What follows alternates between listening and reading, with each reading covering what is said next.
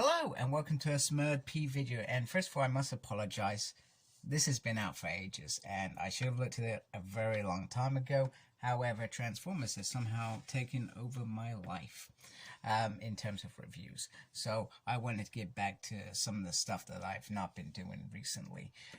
X-Men 17, and I'm going to look at X-Men 18 hopefully in the next few days. So first of all we got this lovely picture of Storm. And pretty much the story begins with, I've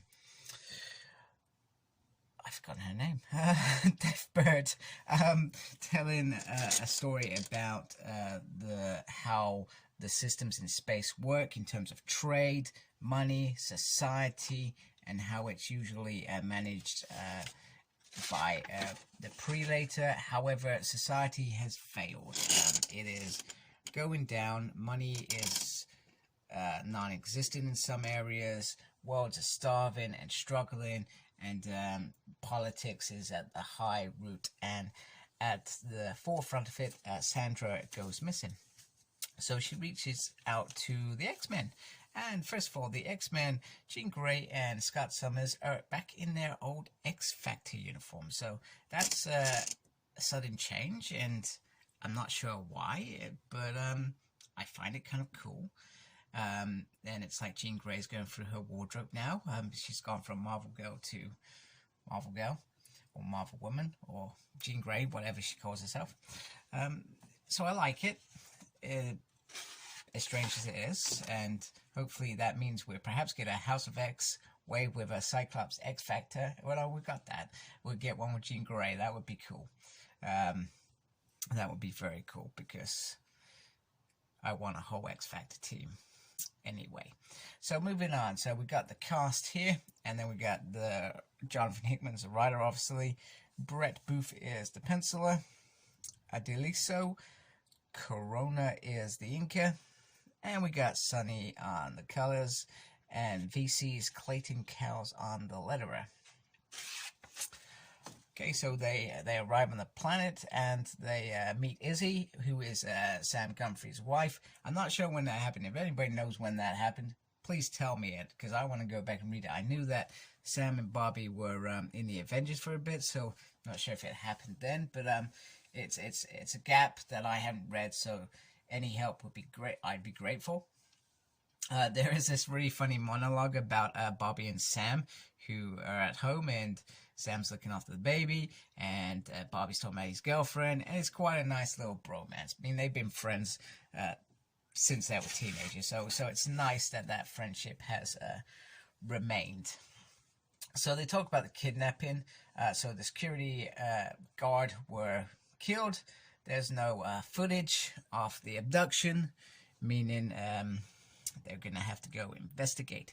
And what Deathbird really wants is she wants them to be discreet about it, so that they don't give anything the heads up. So Jean starts venturing out, and quite quickly she discovers an imposter in some of the security team, or the guards. In fact, I've forgotten what that actually was about, and it is a race called the Stigane. That's what I'm going to call him, the Stigane. That's pretty cool. And then we flash over to this creature, and this creature is speaking to the Queen and telling her how the great collapse happened, and how the Shi'ar just have said, well, you know what, there's nothing we can kind of do. It's that kind of attitude, and his world is starving and dying, so he's decided to make the Shi'ar pay. And right at the top, he feels that the Queen should bear that. And I'll get a little bit more into that anyway, a little bit later, because I love what Sandra does in a little bit in terms of a speech back. In fact, it's just the next page. So Jean's got what she needed out of mind. She knows where Sandra is, but she doesn't know what they're facing, because the mind was difficult to read through. It was like a fog, but she managed to get enough information to make this rescue. So I can't remember this dude's name. Who cares? He's a bad guy. He's gonna kill her. She's gonna be sacrificed, as a way to say it. And she comes back with this great little speech saying that she's only ruled less than a blink of an eye, and in the short term, this collapse has happened, and we're facing it. But you have no idea what I have done and what I believe. It doesn't matter to you. You think what you're doing is righteous, but it's just murder. So swing it true at this child, because she's what, barely an adult, and make it quick, sort of thing. And he says you cannot kill her, but it's a lovely moment, and it's right. We don't always know what's happening at the top, and sometimes we have to not know and follow and trust that they have the best interests. It goes for jobs as well. I always come back to this. It goes for jobs. I will make decisions based on my job, managing buildings. However, the business above me would, for example, make bigger strategic decisions based on the business working, surviving, doing whatever it needs to continue. Sometimes those changes aren't always good, and you gotta trust that and hopefully continue being part of that. So he doesn't know what she's done to try and rectify what's going on in the universe. Oh, somebody likes me. Oh my goodness, stop. Right, I'm trying to review here. Okay, hopefully that has stopped. So the X-Men go flying in. They've got us. Izzy's is a smasher, which is basically a race of smashers out there, apparently. So they go flying in. I like Cyclops and Storm's interactions. Did you hit it or did I hit it? Do you know what? It doesn't really matter. But Scott gets taken out by a great big hammer because there are more of them than expected. Izzy goes to call Sam because she has a backup. She has... I'll get into that. In fact, I won't spoil it just yet. But Bobby answers. Bobby's relaxing around his bro's house, and he's going to say, hey, look, I sorted out some money problems with my business back home. You know, it's just hilarious, and I love it. I feel like these two in the background, I would like to see more of this, and I hope that's in the New Mutants run as well.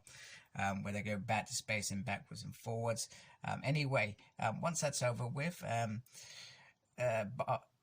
Bobby, she said she'll continue it later. But Sam, you know that thing that we talked about, that, you know, give it a bop. And that bop means smashers come flying in. And she says to them, if you ever want to be on the Super Guardians as for the Empire, if you want to do that, protect your queen.